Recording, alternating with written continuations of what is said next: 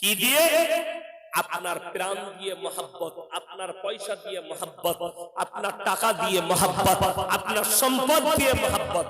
আল্লাহ নবী সাল্লাল্লাহু আলাইহি সাল্লাম মক্কা নগরীতে খালি এলান করেছে, ওমা ইউরিদুল্লাহ কারদান হাসানা, আল্লাহর রাস্তায় কে কি করবে হাসানা দিবে বলো। আল্লাহর নবী সাহাবীরা নিজেদের জান মালকে কুরবান করে দিয়েছে আল্লাহর রাস্তায়। আপনি অবাক হবেন, সাহাবীদের কাছে যার কাছে যা আছে সবাই নিয়েছে নবীজির কাছে দিচ্ছে। হযরত আবু বকর সিদ্দিক রাদিয়াল্লাহু তাআলা আনহু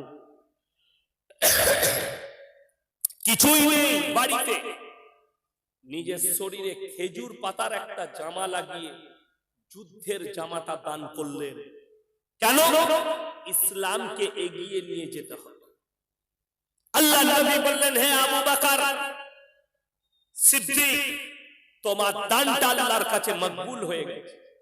কিছুই নেই, যুদ্ধের জামাটাও দান করেছে। যার বাড়িতে পেঁচেতে দুটি খেজুর ছিল, খেজুরটাও দান করেছে। কেন? ইসলামকে এগিয়ে নিয়ে যেতে হবে। জানবেন আপনার সন্তানের ভবিষ্যৎ এই বেগুনবাড়ি মাদ্রাসা, আপনার আমাদের আওলাদদের ভবিষ্যৎ এই বেগুনবাড়ি মাদ্রাসা। এই বেগুনবাড়ি মাদ্রাসা যেন কিয়ামতের সকাল পর্যন্ত কায়েম থাকে। সকলে জোরে বলুন আমিন। সেক্রেটারি সাহেব শোনাচ্ছিলেন মাদ্রাসার ব্যাপারে। 1999 সাল থেকে শুরু হয়েছে, 26 বছরে পা দিয়েছে। মাশাআল্লাহ, আমি দোয়া দিয়ে যাব এই বেগুনবাড়ি গ্রামবাসীর জন্য আপনাদের মেহনত, আপনাদের এই মেহনতকে আল্লাহ কবুল করুন, আপনাদেরকে কামিয়াবি লাভ করুন। আপনারা জানেন না, বেঈমান কাফেররা প্রতিনিয়ত লেগে আছে। কিয়ামতের পূর্বে সাবধান হন। কিয়ামতের পূর্বে রাসূল বলেছেন সমাজে হারাম আওলাদে ভরে যাবে, আপনি রুখতে পারবেন না বেঈমান কাফেরের মেহনত। সুপ্রিম কোর্ট রায় দিয়েছে, ভারতে পরকীয়া লিগে আপনাকে নিজের ঈমান নিজেকে বাঁচাতে হবে, থানাওয়ালা বাঁচাবে। আপনি সকালবেলায় গিয়ে বেলডাঙ্গা থানায় যদি কেস করতে যান, আমার বিবি অমুক ব্যক্তির সাথে রাত কাটিয়েছে, আপনাকে আগে মারবে, কেস হবে না। পরকীয়া লিগেল করেছে সরকার, সমকামী লিগেল করে দিয়েছে। রাসূলের হাদিস, আখরি জামানায় বর্বরতার যুগের পাপগুলো মডেলিং হয়ে ফিরে আসে। আজকে দেখেন নামাজি গাদা, প্রচুর নামাজি, কিন্তু বহু জনার নামাজ হয়নি কি সন্দেহ আছে। কেন? বেঈমান কাফেররা যা মেহনত করে দিয়েছে। আমি কালকের জলসায় বলছিলাম, এক বছর গত বছরে আমি তো আসতে পারিনি, যাই হোক ডেটের একটু গোলমাল হয়েছিল। তো আমি মুম্বাই যাচ্ছি, দাঁড়িয়ে আছে কলকাতা এয়ারপোর্টে, সকালবেলায় 6:30টায় আমি বোর্ডিং পাস করাবো। আমার সামনে একটা যুবক দাঁড়িয়ে আছে, সে এমন একটা প্যান্ট পরেছে মনে হচ্ছে খুলে পড়ে যাবে। আমি তাকে বললাম, ভাইয়া थोड़ा ऊपर करो ना तो सब गड़बड़ हो जाए। से আমাকে বলছে, হযরত ये ডিজাইন है। মানে সালা ऐसा भी डिजाइन का पैंट निकल चुका है। আমি মনে মনে চিন্তা করলাম, এরপর আমার ভাবনা এলো ছেলেটা মুসলিমদের, এই প্যান্টটা পরে ও যদি মসজিদে নামাজ পড়তে ঢুকে, তার পেছনে যে থাকবে তার আর নামাজ হবে? ও তো যখন সিজদায় যাবে পেছনে যে থাকবে সে আলী বাবার গুফা দেখতে পাবে, নামাজ শেষ, হারাম। বেঈমান কাফেররা কামিয়াবি লাভ করেছে। বুখারী শরীফের হাদিস, পুরুষ মানুষের জন্য টাকনোর উপরে কাপড় পরা, যে পুরুষ মানুষ টাকনুর নিচে কাপড় পরবে ওই অঙ্গগুলো জাহান্নামের আগুনে জ্বালানো।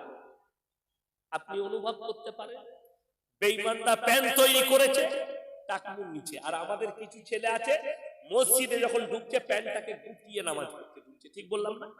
প্যান্টটাকে গুটিয়ে দিচ্ছে। আচ্ছা, কোন মৌলবি যদি বলতে পারে যে শুধুমাত্র নামাজের সময় টাকনুর উপরে রাখতে হবে, বাকি টাইম খোলা থাকলে কোনো অসুবিধা নাই, এরকম একটা ফতোয়া কোন মৌলবি দিলে আমি আর জীবনে বক্তব্য রাখব। অল টাইম নামাজটা, আমাদের নামাজ কেমন হয়েছে? ও দেবকুণ্ডুর ছেলে বেগুনবাড়িতে বিয়ে করতে আসছে, জীবনে হারামখোর নামাজ পড়ে না, কিন্তু সেই দিনে এসে বলছে মসজিদ খান কোথায় আছে? কেন?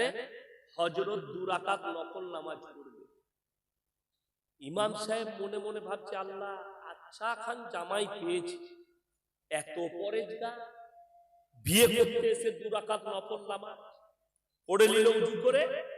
এরপরে জোহরের নামাজের পরে নিকাহ পড়ানো হবে।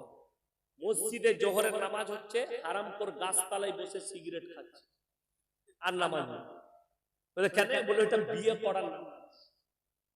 নাউজুবিল্লাহ।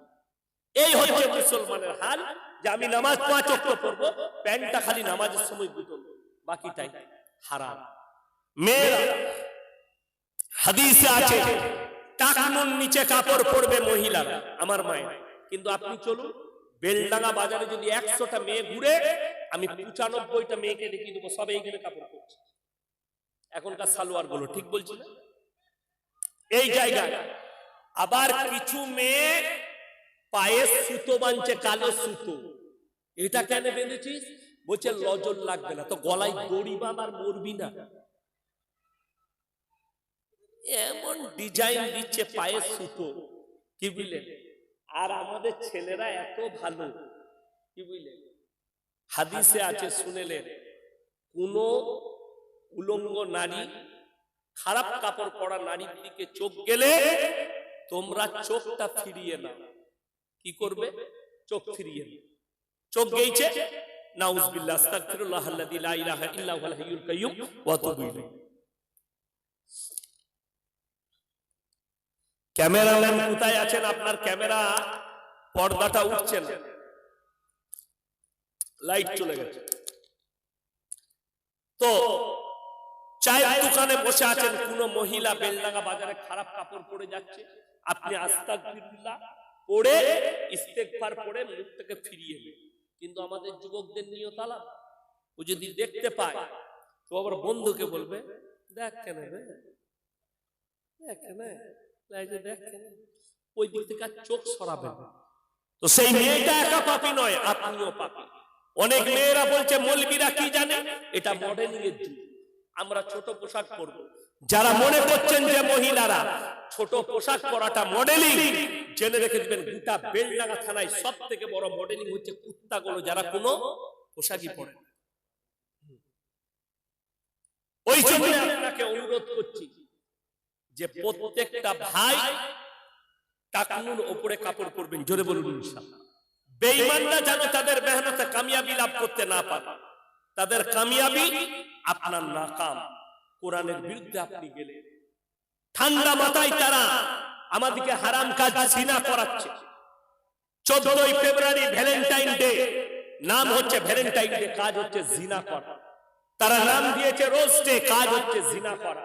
তারা নাম দিয়েছে চকলেট ডে, কাজ হচ্ছে জিনা করা। তারা নাম দিয়েছে কিস ডে, কাজ হচ্ছে জিনা করা। তারা নাম দিয়েছে 25শে ডিসেম্বর, কাজ হচ্ছে জিনা করা। তারা নাম দিয়েছে 1 জানুয়ারি, কাজ হচ্ছে হারাম কাজ, মদ খাওয়া। আপনি এগুলো থেকে বাঁচুন। এরা তো চেয়েছে আপনি কামিয়াবি। সব থেকে কম বেতন মৌলবীদের, মাদ্রাসার হোক আর মসজিদে। বলতে পারবেন এই মৌলবীদের বউরা রাস্তায় ঘুরে বেড়ায় তো নাকি ই করে, গ্রুপ লোন করে? বড় কষ্ট লাগে। মৌলবীর বেতন 10,000, তার বউকে বন্ধন লোন, গ্রুপ লোন করতে হয়নি।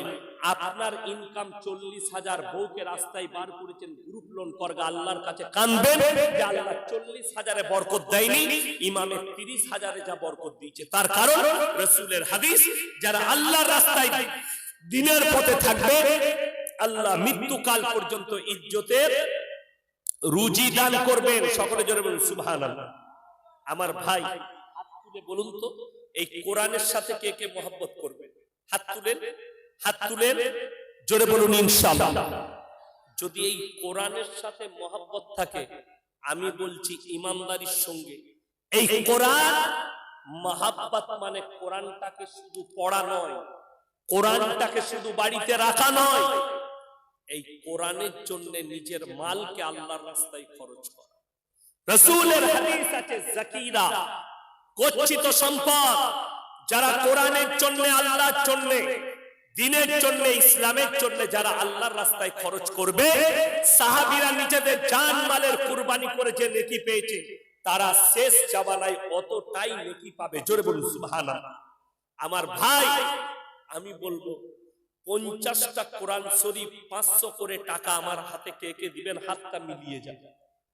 মাত্র 500 করে বলেছে। আমি বায়ান বন্ধ করব না, আমি আমার বায়ান চালিয়ে যাব। খালি আস্তে করে উঠে আসুন, আর মাত্র 500 করে টাকা এক একটা কোরআনের জন্য। 500 করে টাকা। যদি পয়সা না থাকে ফোন পেতে দিয়ে যান। আপনার ফোন পেতে, হে যুবক, ফোন পেতে টাকা আছে, ফোন পেতে দিয়ে যান। 500 করে টাকা একটু আমার হাতে ধরিয়ে দেন। আমি জান ভরে মুসাফির মানুষ, দোয়া করব আপনাদের জন্য। কে আছে? নিয়ে আসুন, ধরিয়ে দেন।